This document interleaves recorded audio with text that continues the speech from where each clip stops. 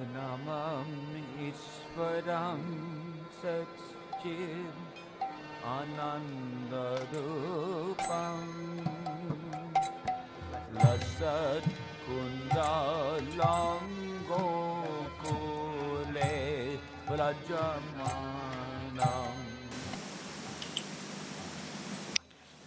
Olá a todos, sejam bem-vindos novamente ao nosso canal do YouTube, o Instituto Gaudiya Vaishnava de Educação. Como vocês já ouviram, meu nome é Mahakrishnanam Das e o propósito desse nosso canal é o de fazer comparações entre o pensamento, o conhecimento ocidental, acadêmico e a sabedoria milenar dos Vedas, baseada em textos como Bhagavata Purana, Bhagavad Gita, as Upanishads, pelo viés, pela perspectiva do Gaudiya Vaishnavismo de Sri Chaitanya Mahaprabhu. Ok? Então aqui nós estamos continuando com a nossa saga, né? Que é o Uddhava Gita. Faz um tempinho que eu estou sem gravar, eu acho que umas 2 semanas para mais. Então nós estávamos em transição, né? Nós estávamos saindo de Londres e voltando para Zurique. Então isso bagunça um pouquinho as coisas. E também a gente tem preguiça de vez em quando. Então sejam bem-vindos, Uddhava Gita, aqui então o nosso 16º episódio da Bhagavad Gita, pelo estúpido que vos fala. Então, canto 11, aqui nós estamos trabalhando com o capítulo 22, enumeração dos elementos da criação material. Em outras palavras, aqui nós vamos ter uma descrição de Sankhya dada pelo próprio Senhor Krishna. Então, quando se fala sobre conhecimento, Jnana, a base do conhecimento começa com Sankhya, com o estudo analítico da natureza material, ok? Então aqui nós temos versos 1 ao 3 desse capítulo 22. Uddhava começa indagando. Meu querido Senhor, ó Mestre do Universo, quantos diferentes elementos da criação foram enumerados pelos grandes sábios? Eu te ouvi pessoalmente descrever um total de 28. Deus, a alma, Jiva, o Mahatattva, o falso ego, os 5 elementos grosseiros, os 10 sentidos, a mente, os 5 objetos sutis de percepção e os 3 modos da natureza. Mas algumas autoridades dizem que há 26 elementos, enquanto outras citam 25, 7, 9, 6, 4 ou 11, e ainda outras dizem que são 17, 16 ou 13. Que tinha em mente cada um desses sábios quando calculou os elementos da criação de tão diferentes maneiras? Ó Eterno Supremo, por favor, explica-me isto. Então aqui nós temos uma questão bem interessante postada por Uddhava, porque diferentes sábios, diferentes filósofos enxergam a quantidade de elementos na natureza material de maneira diferente. Alguns enxergam 26, outros 7, outros 9, outros 13, 17. Então, por que acontece essa discrepância? Então, essa é uma pergunta muito interessante e mesmo dá para trazer para a filosofia contemporânea, para a filosofia ocidental, porque que diferentes sábios, diferentes pensadores veem um objeto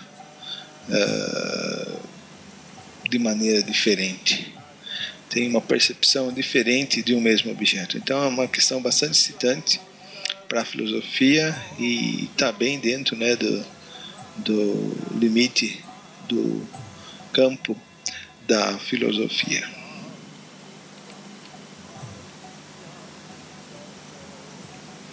Então aqui, explicação de Vishwanath Chakravarti Thakura para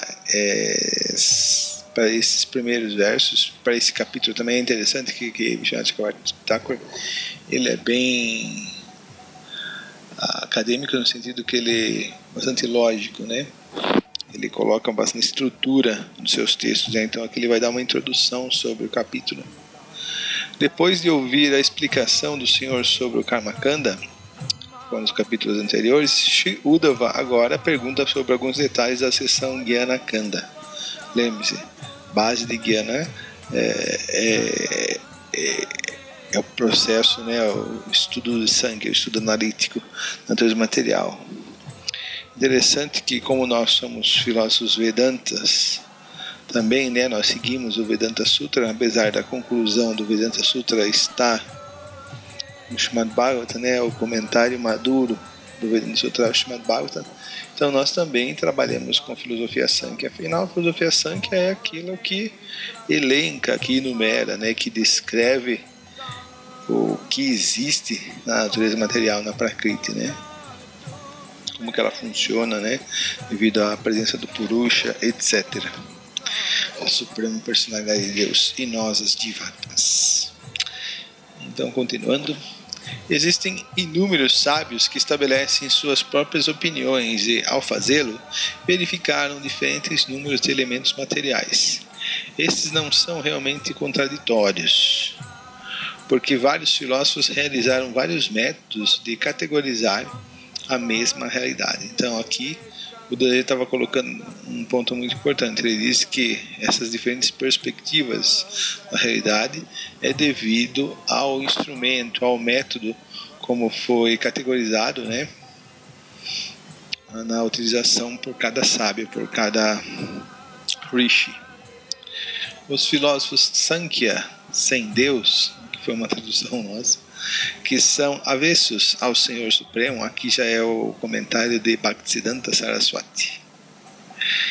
Os filósofos Sankhya, sem Deus, que a filosofia Sankhya mais moderna, né, que vem do ateísta Kapila, não do filho de Devahuti e de Kardama Muni, que descreve Sankhya no Srimad Bhagavatam, né? No canto 3, capítulos 25 ao 33, Kapila e Shiksha.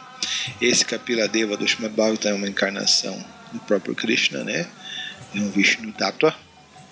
E esse Kapila que escreve o Sankhya Karika,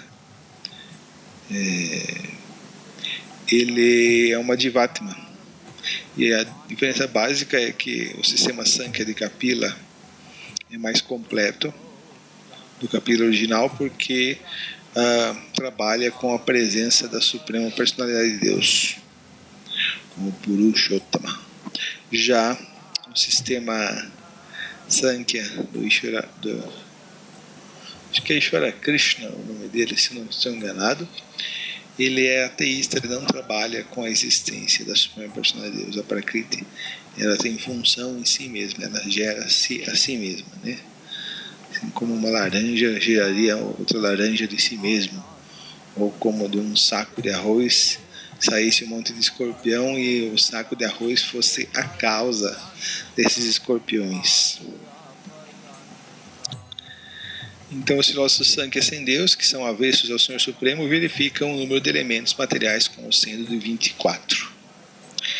Eles não aceitam os 3 modos da natureza material e o controlador supremo, os gunas, né, e o Purushottama.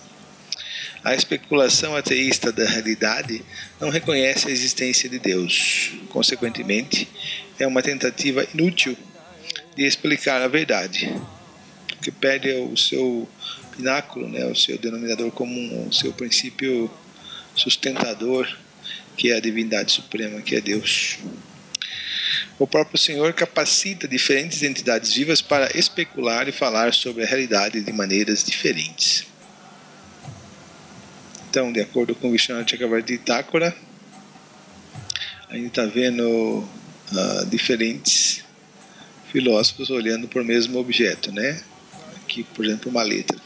Enquanto um vê a letra Q e está certo na sua perspectiva, outro vê a letra B e também está certo na sua perspectiva. Então agora vocês verão a versão de Krishna para a quantidade de elementos na natureza material. Como se fosse a versão do diretor do filme, né? Então, Maitreya Muni falou de maneira brilhante sobre Sankhya. Kapila Deva já falou também de maneira icônica, né? Colocando as bases, né? A versão mais que definitiva, né, do sistema Sankhya é dada por Kapila Deva no Srimad Bhagavatam, mas agora o próprio Krishna, que é a fonte de Kapila Deva, que não é diferente de Kapila Deva, vai falar sobre Sankhya. Então é um momento muito especial, muito importante dentro do Srimad Bhagavatam, dentro do Uddhava Gita, que é a seção máxima de conhecimento dentro do Bhagavatam e dentro dos Vedas. Então Krishna responde, danado. O Senhor Krishna respondeu: porque todos os elementos materiais estão presentes em toda parte, faz sentido o fato de que diferentes brahmanas eruditos tenham nos analisado de diferentes maneiras. Todos esses filósofos falaram sob o abrigo de minha potência mística, e por isso podiam dizer qualquer coisa sem contradizer a verdade.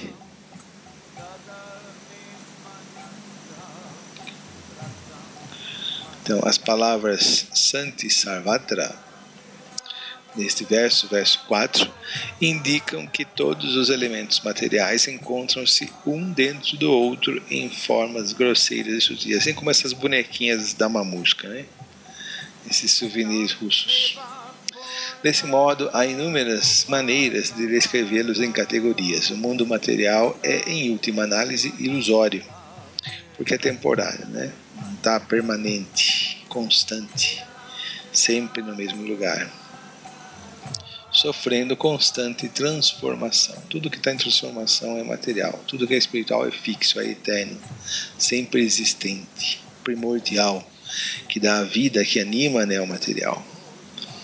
Pode-se avaliá-lo de diferentes maneiras, assim como se pode descrever a miragem de um oásis de diferentes maneiras, mas a análise em que o próprio Senhor estabeleceu a existência de 28 elementos é perfeita e deve ser aceita.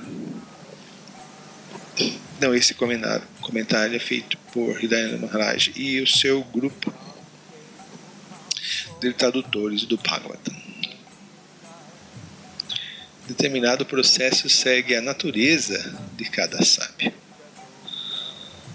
Quando os filósofos discutem, aqui então a gente vê uma foto, né, dos filósofos discutindo no bar. Eu prefiro analisar este caso específico de uma maneira diferente da tua. Então, quando eles têm essa posição, Krishna fala: são apenas minhas próprias energias insuperáveis que estão impelindo suas divergências analíticas. Aqui nós encontramos um verso, né, que corrobora isso, né, aqui no mesmo Srimad Bhagavatam, né, quando o Srimad Bhagavatam corrobora consigo mesmo, né, quando a gente cita o Srimad Bhagavatam, esse é o embasamento perfeito, o próprio Srimad Bhagavatam. Então, deixar-me oferecer minhas respeitosas reverências à onipenetrante e suprema personalidade de Deus, que possui ilimitadas qualidades transcendentais, agindo no âmago dos corações de todos os filósofos que defendem vários pontos de vista. Ele faz com que se esqueçam de suas próprias almas, enquanto ora concordam em suas opiniões, ora discordam entre si, ficam brigando com o outro, né, puxando a barba do outro. Assim ele cria dentro deste mundo material uma situação na qual eles são incapazes de chegar a uma conclusão, a um acordo, né? Por isso eles ficam até 2, 3 horas da manhã no pub bebendo, oferecendo-lhe minhas respeitosas reverências. Ofereço-lhe, ou seja, ao Senhor Krishna. Aqui o verso 6 desse capítulo 22. Yasam vyatkaradasit vikalpo vadatam padam prapte shamadame pieti vadastamanu shamyati. Em decorrência da interação de minhas energias surgem diferentes opiniões, mas para aqueles que fixaram sua inteligência em mim, controlando os sentidos, as diferenças de percepção desaparecem e, por conseguinte, remove-se a própria causa da discussão. Então, a característica do devoto, do Bhakta, é que ele tem a mente fixa. Ele tem a mente fixa em apenas um ponto. A inteligência dele vai como uma flecha, apenas para um ponto, apenas para um alvo. E qual é esse alvo? São os pés de lótus do Senhor Krishna. Como Krishna é absoluto, é eterno e é causa de todas as causas, os devotos nunca se confundem. Já aqueles que são avessos à Suprema Personalidade de Deus, que são ateístas, a mente deles é multiramificada.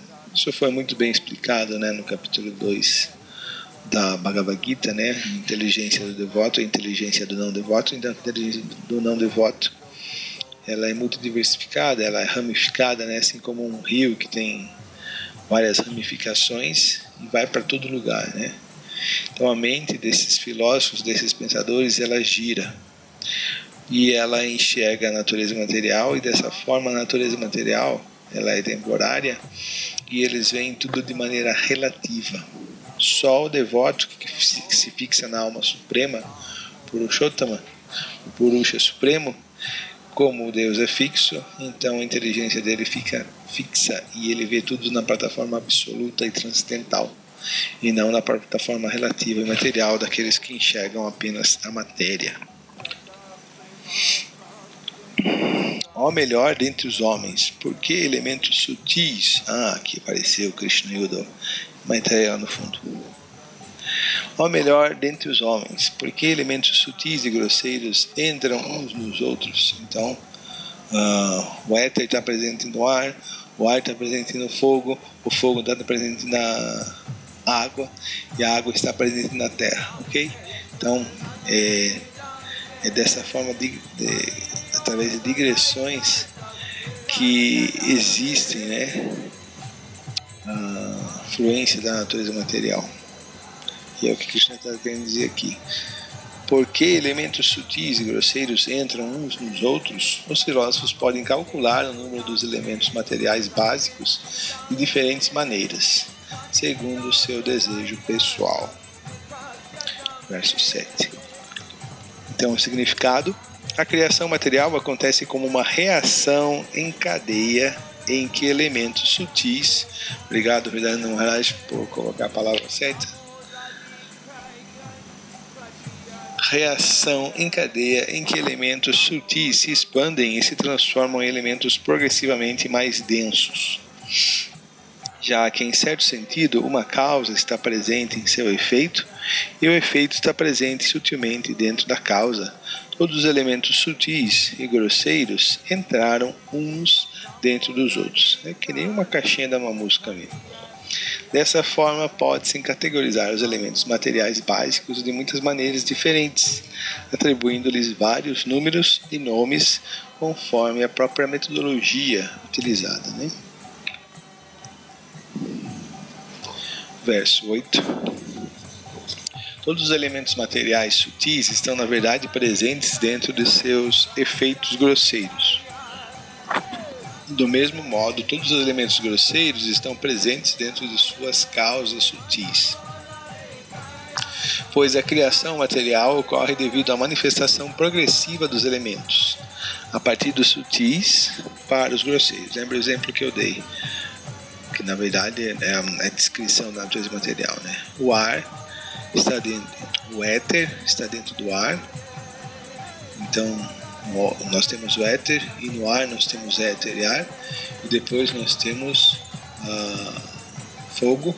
No fogo nós temos éter, ar e o danado fogo. Na água nós temos fogo, éter e ar, e na terra nós contemos todos os elementos. Dessa forma podemos encontrar todos os elementos materiais dentro de qualquer elemento particular, ok? Então aqui nós vimos o oleiro fazendo um vaso de barro, de argila. Pode-se dar o exemplo de que encontramos a existência latente do vaso de argila no barro e também a existência do barro no vaso de argila, certo? Então a gente tem argila lá, bonitinha, dela a gente pode fazer um barro, um vaso, e esse vaso é feito do que? De argila, de barro, ok? Um está dentro do outro. De igual modo, um elemento está presente dentro do outro e, em última análise, todos os elementos repousam dentro da Suprema Personalidade de Deus. Esse é um ponto fundamental.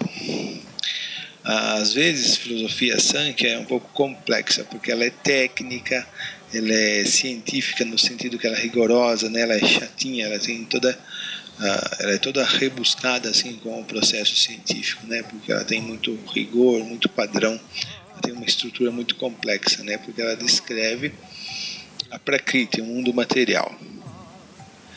Mas se alguém tem alguma dificuldade, né? Os devotos, existem devotos brilhantes, devotos muito eruditos, mas existem devotos mais simples.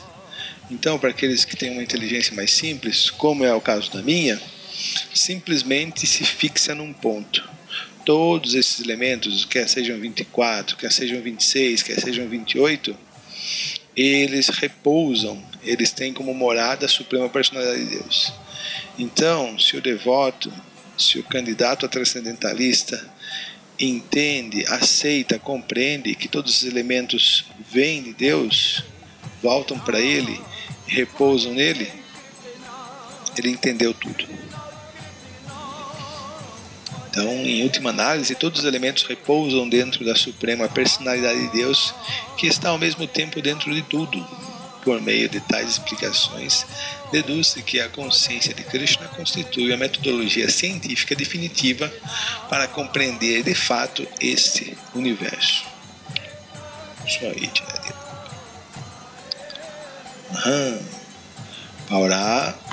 Paurva Paryamato Mihran Prasankyanamamipsatam Yatha Vivektam Yadvatram Grihino Yukti Sambhavat.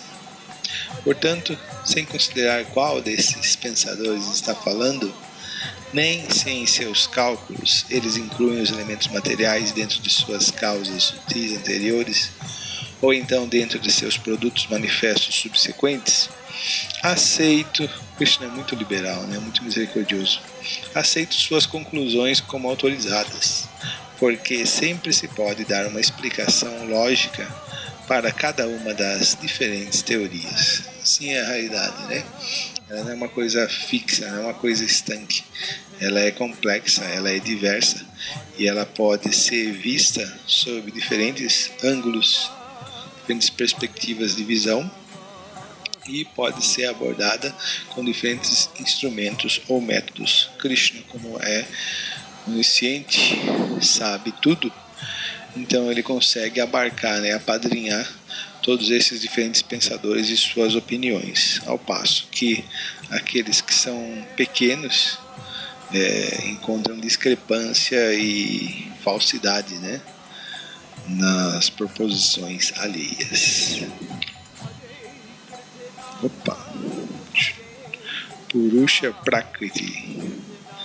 Então aqui Krishna vai explicar para Uddhava a base da filosofia Sankhya, que basicamente gira em torno desses dois conceitos, Purusha e Prakriti. Então, o que é Purusha e Prakriti? Purusha significa o supremo desfrutador, ou seja, Purusha é aquele que desfruta, é aquele que pode controlar, é aquele que utiliza e retira prazer das coisas, né? E a Prakriti pode ser entendido como um agente passivo. Por isso, muitas vezes, o Purusha é descrito como masculino, né? Como homem, no sentido de que ele que copula, ele que desfruta. E a Prakriti é considerada como feminina porque é o agente passivo, né? Porque é copulada, né? É a que recebe, né, a intervenção.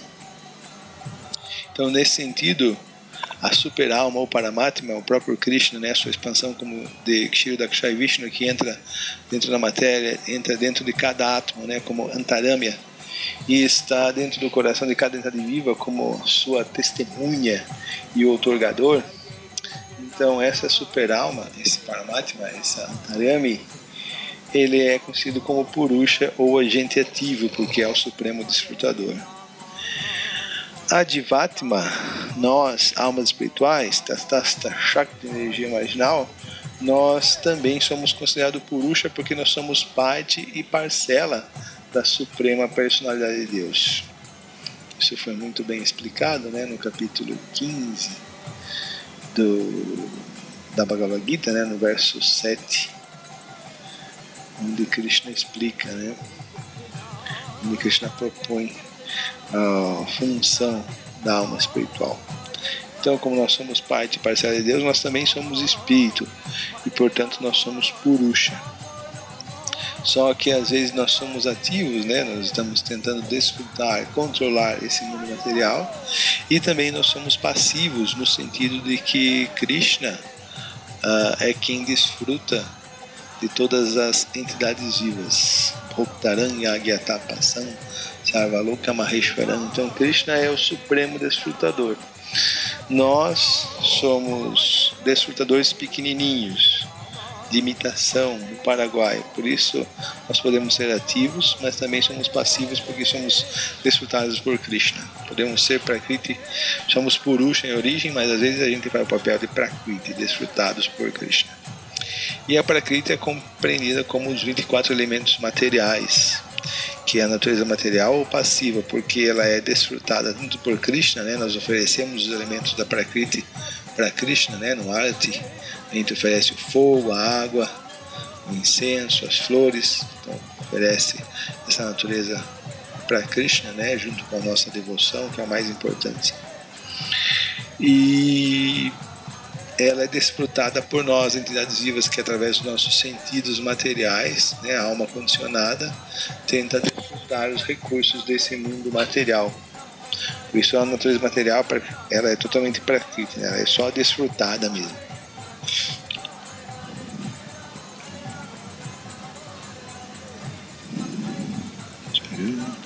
De acordo com o conhecimento no modo material da bondade, não existe diferença qualitativa entre a entidade viva e o controlador supremo. Ambos são purushas. Imaginar semelhante diferença qualitativa entre eles é especulação inútil. Então, qualitativamente não existe diferença. Nós somos purusha, nós somos brahman, somos espírito. Mas Krishna é ilimitado e nós somos infinitesimais. Krishna é grande e nós somos pequenos. Krishna é o oceano todo e nós somos gotas desse oceano. Ok, Uddhava?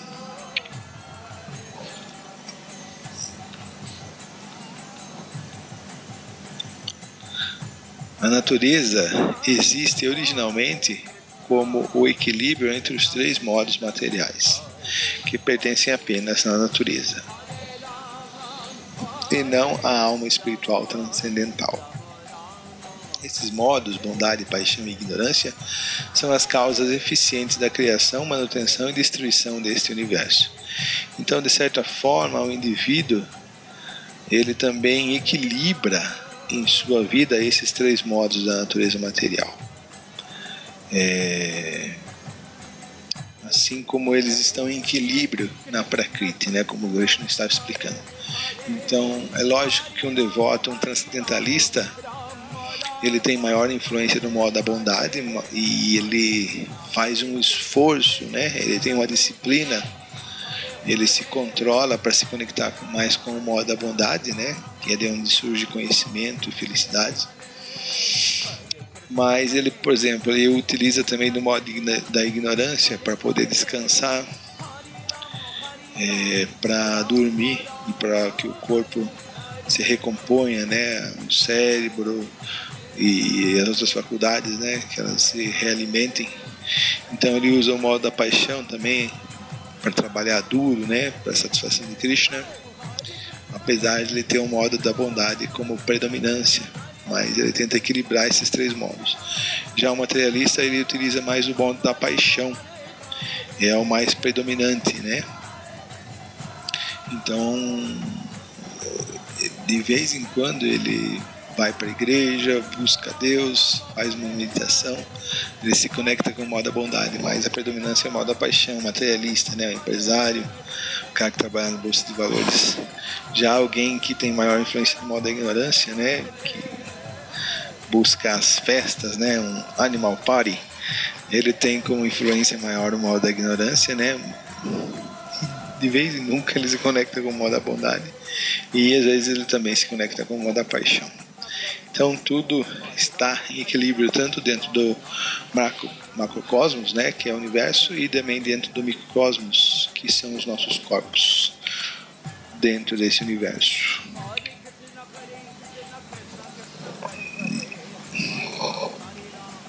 Elencando os elementos materiais. Leitura dos versos 13 ao 18. Muito bem. Aqui então já pulamos para o verso 13, vamos lá ver como que ele é. Satangyana Rajakarma. Neste mundo identifica-se o modo da bondade como conhecimento, o modo da paixão como o trabalho fruitivo e o modo da escuridão como a ignorância. Percebe-se o tempo como a interação agitada dos modos materiais. Então as coisas estão acontecendo, estão se desenrolando devido à influência do tempo. E essas atividades, suas características, estão sob a influência dos gunas. E a corporificação da totalidade da propensão funcional é o Sutra, a base, né, primordial, ou o Mahatattva. Então o impulso para a interação dos elementos materiais é um movimento progressivo do tempo. Porque o tempo passa, o embrião cresce no ventre da mãe, depois nasce, torna-se adulto, gera subprodutos, definha e morre. Então, dentro dessa escala do tempo, as atividades geradas, influenciadas pelos gunas acontecem. Tudo isso se deve ao impulso do tempo. Na ausência do fator tempo, os elementos materiais não interagem, que é como está no Pradhana, né? Senão que permanecem inertes sob a forma de Pradhana. Depois o Pradhana se transforma em Mahatattva, né, que é a interação do tempo com os gunas. O Sr. Krishna está estabelecendo as categorias básicas do mundo material para que os seres humanos possam conceber a criação do Senhor. Se as categorias não fossem condensadas, seriam impossíveis a análise e a conceptualização, pois são infinitas as potências do Senhor.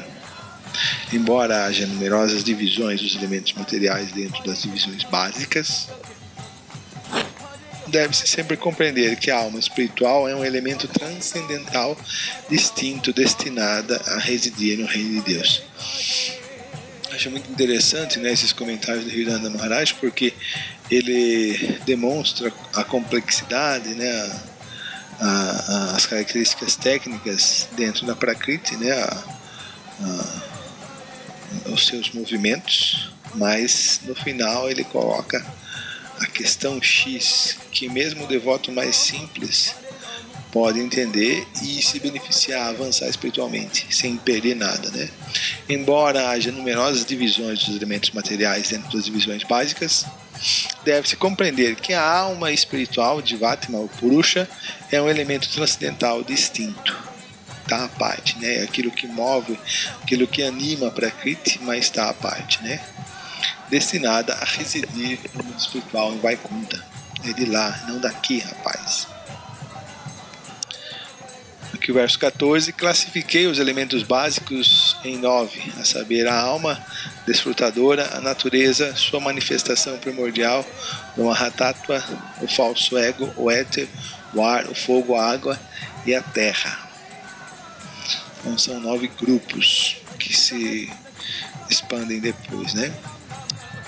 Significado: Prakriti, ou natureza, é originalmente imanifesta e depois se torna manifesta como o Mahatattva. Então ela passa da fase do Pradhana para o Mahatattva, né? Verso 15.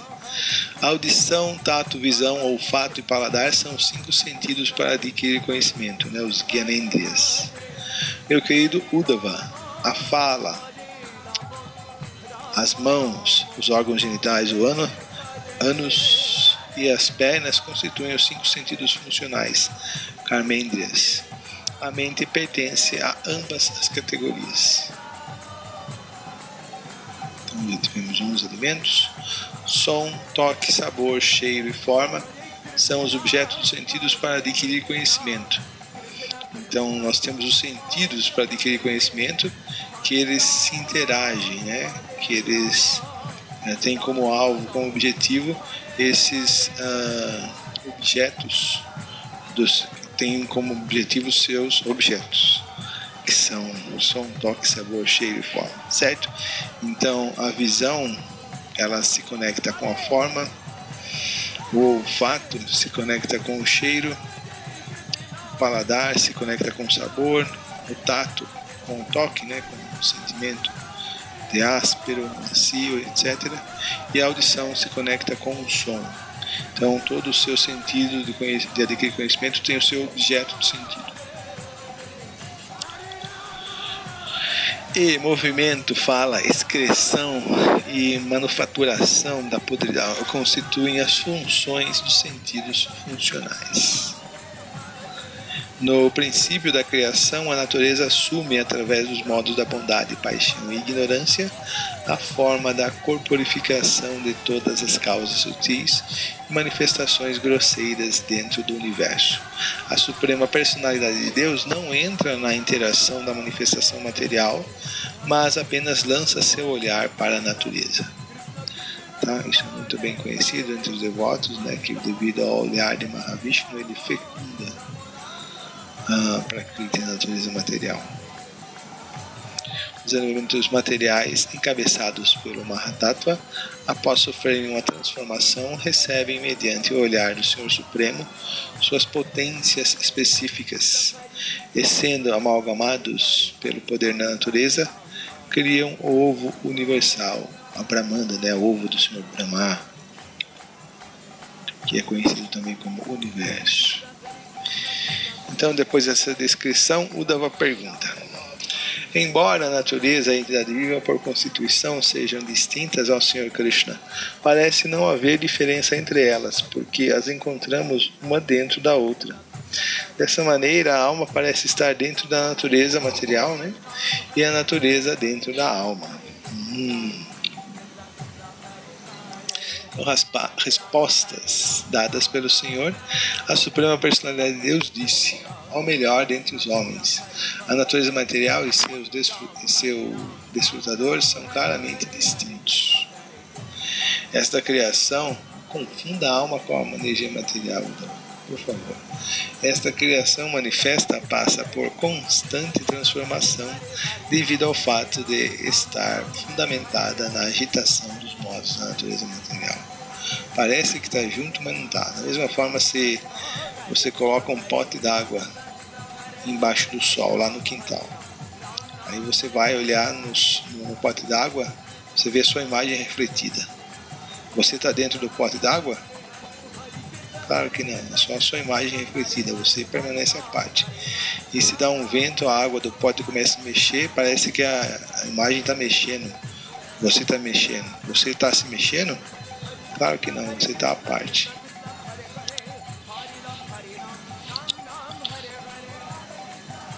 Meu querido Uddhava, minha energia material, que consiste em 3 modos e que age através deles, manifesta as variedades da criação, bem como a variedade de consciência para percebê-las. Compreende-se o resultado manifesto da transformação material em 3 aspectos: adhyátmica, adidaivika e adibhautica, né? A visão, a forma visível e a imagem refletida do Sol dentro da abertura do olho funcionam todos juntos para se revelar um ao outro. Mas o Sol ainda está à parte.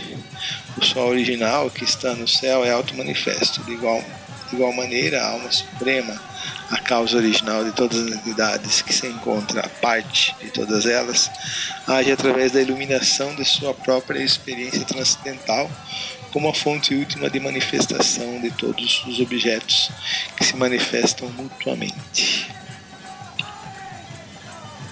Conclusão e resposta à pergunta de Uddhava. Então agora, depois de Krishna deliberar, agora ele vai dar a conclusão. O argumento especulativo dos filósofos, este mundo é real? Não, ele não é real, baseia-se em conhecimento incompleto a respeito da alma suprema e visa apenas compreender as dualidades materiais. Embora tal argumento seja inútil, aqueles que desviaram sua atenção de mim, ou seja, por que o argumento é incompleto? Porque não trabalha com a presença de Krishna, a presença de Deus. Embora tal argumento seja inútil, aqueles que desviaram sua atenção de mim, que sou o seu verdadeiro eu, são incapazes de abandoná-lo. Então eles ficam especulando, assim como o cachorro que tenta correr atrás do próprio rabo para morder. Eles ficam nesses argumentos tautológicos, mas não conseguem chegar à conclusão, à descrição racional da verdade absoluta. Por quê? Porque a verdade absoluta é o próprio Krishna. Bhaktimam abhijananti yavanyasya tataha. Só através do processo de Bhakti é que alguém pode entender que a verdade absoluta é Deus, é Krishna. Uma advertência final.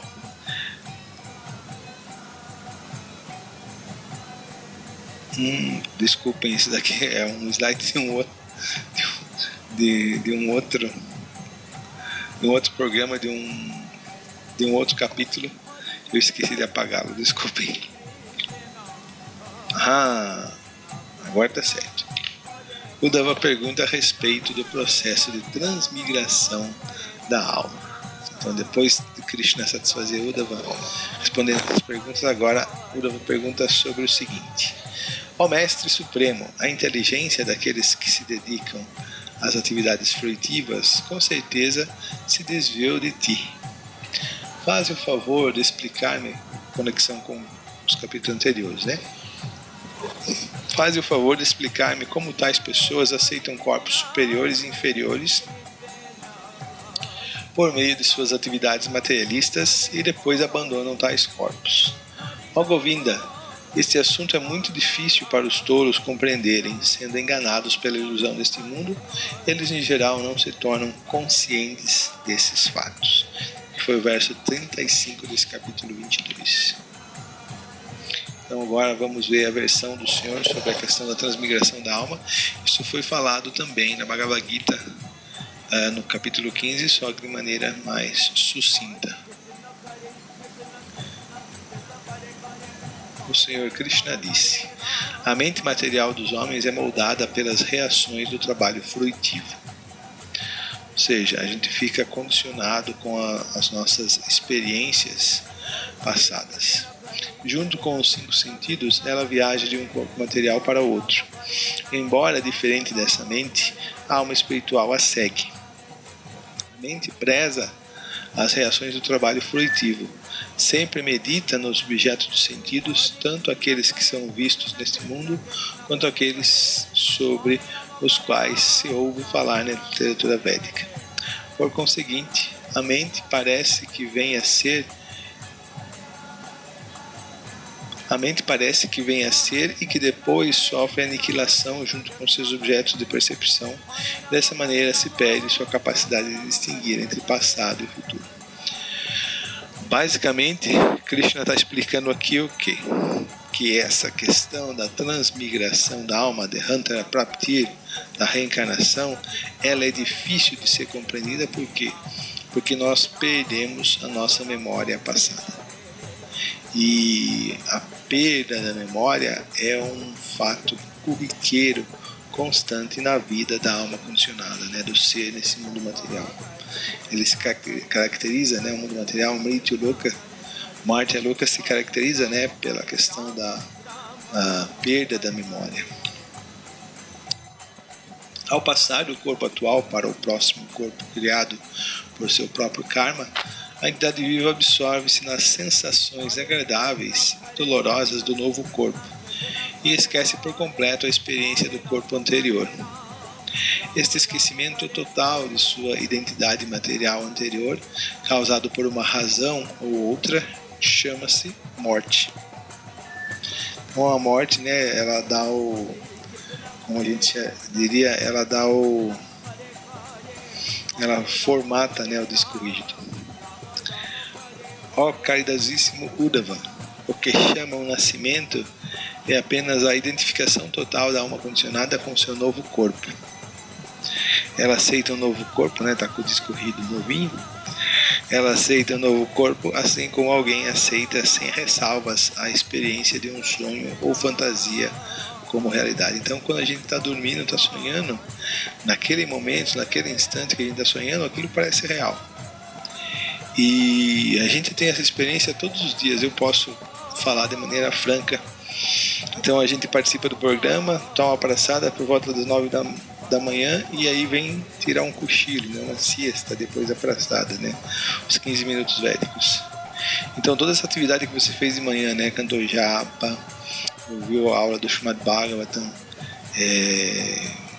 adorou as deidades, tomou praçada, aí você deita e 10 minutos depois você se esquece de tudo isso e você está imerso no sonho, né? E você sonha que está fazendo uma coisa, outra, está com outras pessoas, ou está numa situação de perigo, numa situação de bem-estar, mas isso é uma questão de 10 minutos. Em 10 minutos você começa a sonhar, né? Depois que você deita, adormece, e tudo aquilo que você fez, tudo aquilo que é a realidade substancial, né, do dia a dia, você esquece daquilo. E isso acontece todo dia, como acontece comigo, com vocês. A gente deita para descansar, para dormir, e assim começa a sonhar. Naquele momento a gente aceita aquelas atividades no sonho, mesmo que elas sejam entrecortadas, mas muitas vezes a gente aceita aquilo como real, né? E desfruta no sonho, ou então fica em ansiedade. Então, da mesma forma que essa realidade no sonho ela é totalmente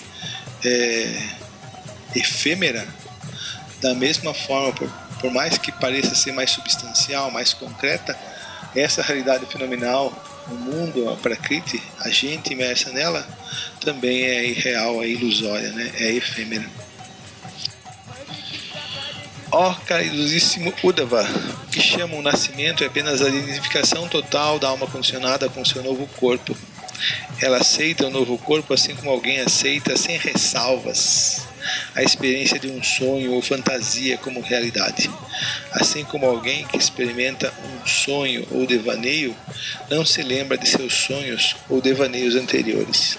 A alma condicionada situada em seu corpo atual, embora tenha existido antes dele, pensa que só recentemente veio a existir.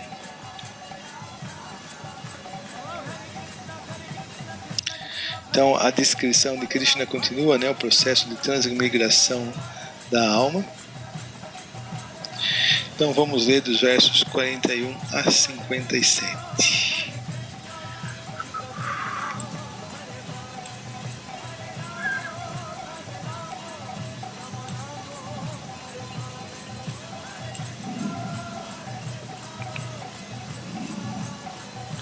Verso 41. Assim como alguém que experimenta um sonho ou devaneio não se lembra de seus sonhos ou devaneios anteriores, a alma condicionada situada em seu corpo atual, embora tenha existido antes dele, pensa que só recentemente veio a existir. Então o grande problema, né, a grande entrave para a gente entender a nossa realidade, a nossa eternidade, e especialmente a dificuldade de entender e aceitar o processo de transmigração é a falta de memória sobre vidas passadas. Vamos lá, meu filho. Ih, voltou para cima. Ai, meu Deus.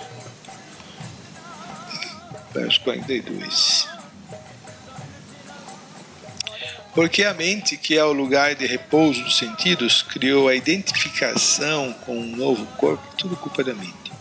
A variedade material, sob a forma das classes alta, média e baixa, parece estar presente dentro da realidade da alma.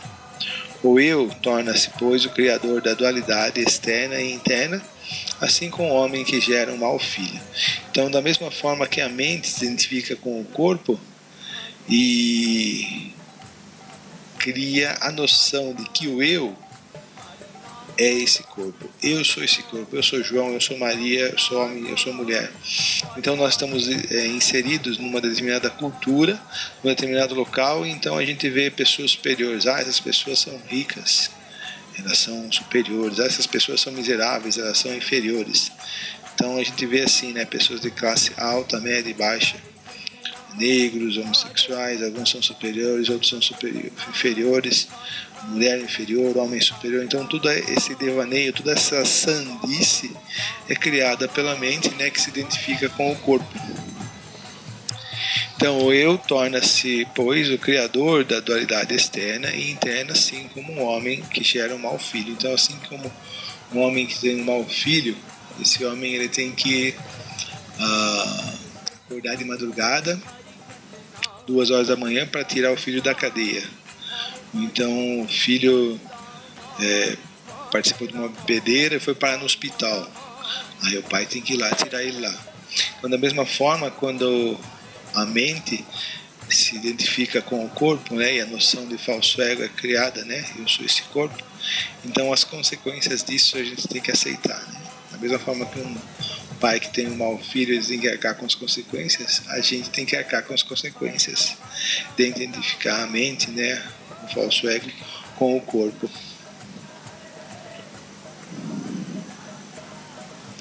Meu querido Uddhava, os corpos materiais estão sempre passando por criação e destruição decorrente da força do tempo, cuja rapidez é imperceptível. Porém, em virtude da sutil natureza do tempo, ninguém vê isso. Bem interessante esse ponto, né? Krishna vai explicar melhor. As diferentes fases de transformação de todos os corpos materiais ocorrem assim como aquelas da chama de uma vela, da corrente de um rio ou dos frutos de uma árvore. Embora a iluminação da lamparina da vela consista em inúmeros raios de luz, vários feixes, né, sendo produzidos um atrás do outro, que sofrem constante criação, transformação e destruição, alguém com inteligência ilusória erroneamente diz: essa luz ainda está brilhando. Então a vela estava acesa 2 horas atrás e ela ainda está acesa, a mesma vela. Não, mudou totalmente os feixes de luz. Ao observarmos um rio que flui, a água sempre nova passa e vai embora. Krishna citando Heráclito, né?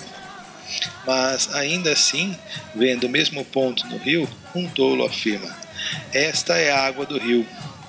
E embora o corpo material do ser humano sofra constante transformação, aqueles que apenas desperdiçam suas vidas equivocadamente pensam e dizem que cada fase particular do corpo é a real identidade do ser. Então, eu sou um jovem, oh não, eu sou um velho, sou uma criança, eu sou um adulto. Tudo isso é ilusório. Verso 46. A entidade viva, de fato, não nasce da semente das atividades passadas, do karma, né? É apenas o corpo e as coberturas mentais. Nem sendo imortal, ela morre, a alma é eterna. Em virtude da ilusão, o ser vivo parece nascer e morrer, assim como o fogo em conexão com a lenha parece começar e depois cessar sua existência. Fogo é um elemento eterno, né?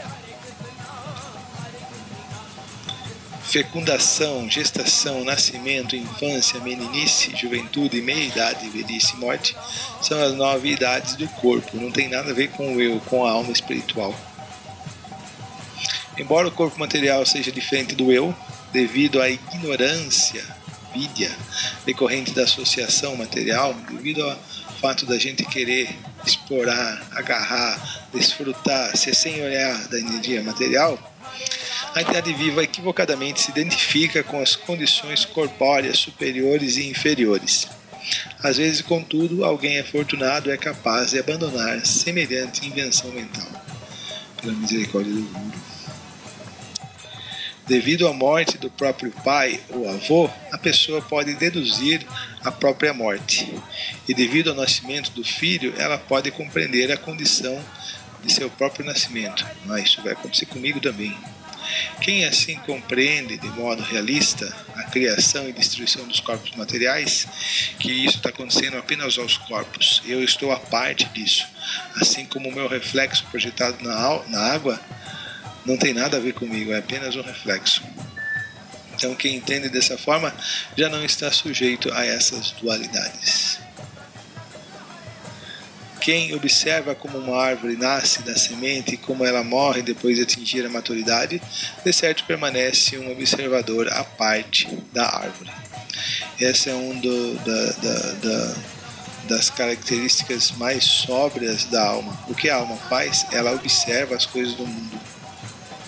Então, quando a alma observa o mundo, ela permanece à parte do mundo, ela vê os efeitos do mundo.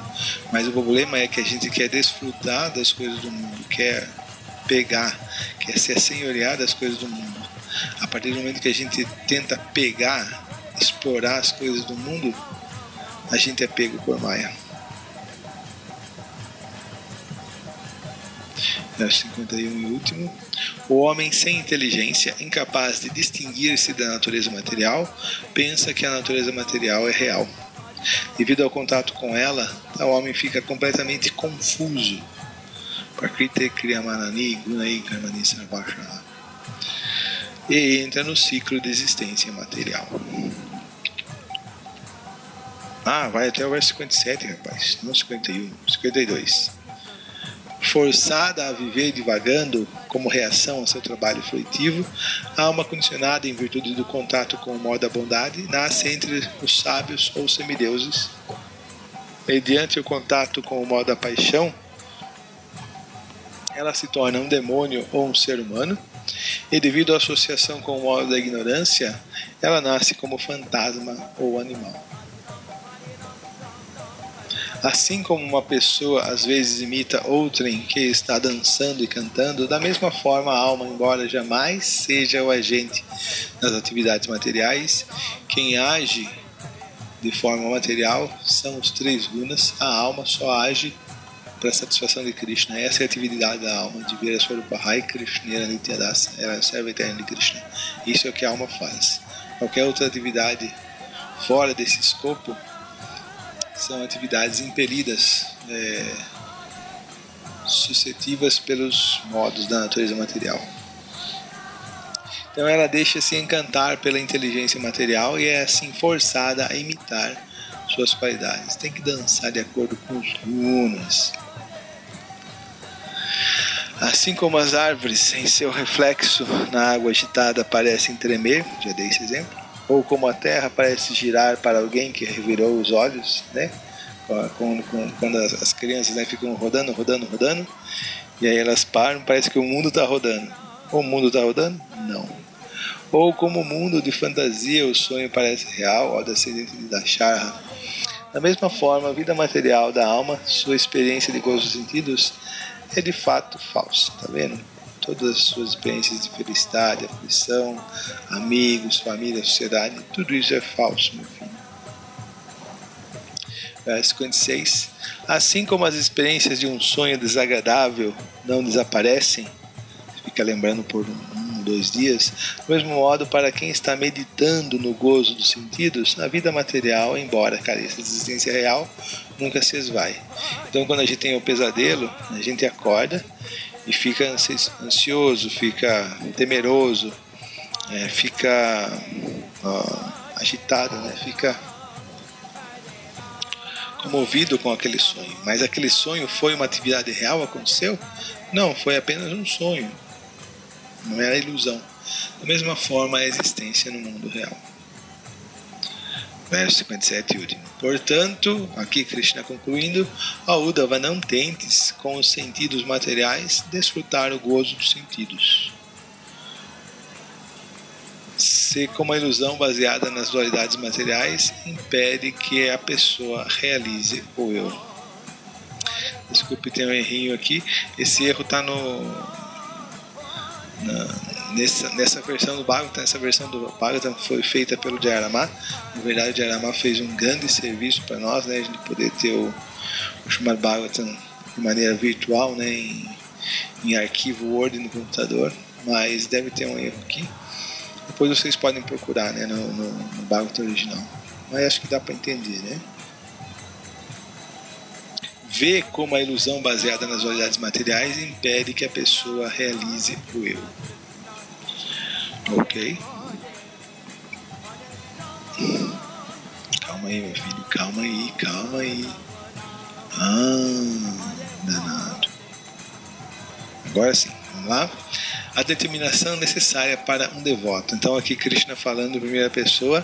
Kshipito Vamanito Sabhi Pralabdho Suyuto Tava Taditaha Sanirodova Vrityava Parihapta. Então Krishna recomendou que a pessoa não desfrute do mundo material com seus próprios sentidos. Então, para que ela permaneça controlada a parte do mundo em temperança, ela vai ter que ter uma determinação muito grande. Então Krishna explica isso, é um ponto muito importante para o devoto compreender e carregar dentro do seu coração.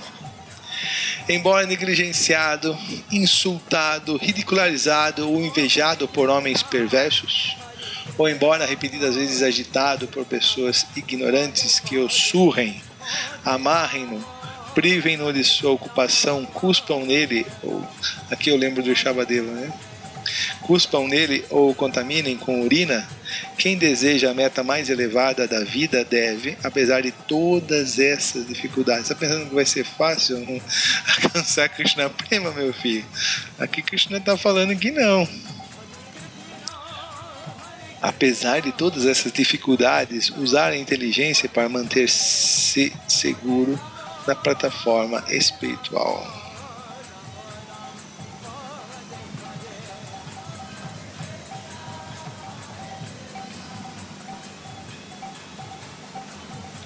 Deve-se usar a inteligência para manter-se seguro na plataforma espiritual. Isso foi no verso 58 e 59.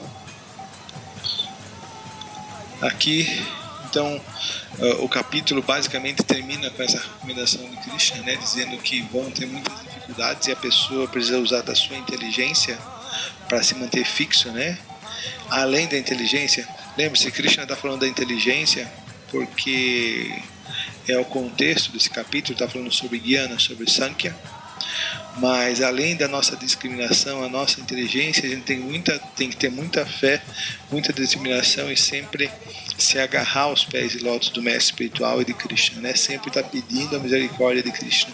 Krishna, por favor, dai-me forças para continuar nesse processo, dai-me forças para continuar nessa caminhada e poder superar a energia, essa tão poderosa energia material, essas dificuldades, esses reveses que em larga escala existem no mundo material. Só pela misericórdia de Krishna, só pelo desejo, só pela bondade do Senhor Krishna que eu posso transcender essas dificuldades, essas dualidades. Eu sozinho não tenho força para isso. Só por sua misericórdia, só por sua bondade, Senhor Krishna, é que o Senhor pode me tirar desse mundo material. Só por sua misericórdia. Então aí encerra, né? E aí nós temos já uma conexão com o próximo capítulo. Shri Uddhava disse: ó melhor de todos os oradores, faze o favor de explicar-me como posso entender isso de maneira adequada. Ó alma do universo, o condicionamento da própria personalidade na vida material é muito forte. E por isso é dificílimo, mesmo para homens eruditos, tolerar as ofensas que pessoas ignorantes cometem contra eles. Só teus devotos, aqui ele já dá a resposta, né? Só teus devotos que estão fixos em teu serviço amoroso e que alcançaram a paz devido ao fato de residirem em teus pés e lótus, é que são capazes de tolerar tais ofensas.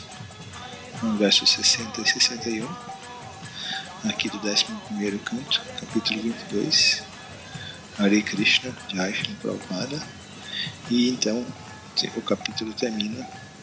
Mas não se preocupem, a nossa saga do Bhagavad Gita, que parece infinita, ela ainda continua, tá bom? Muito obrigado pela atenção, muito obrigado pela paciência.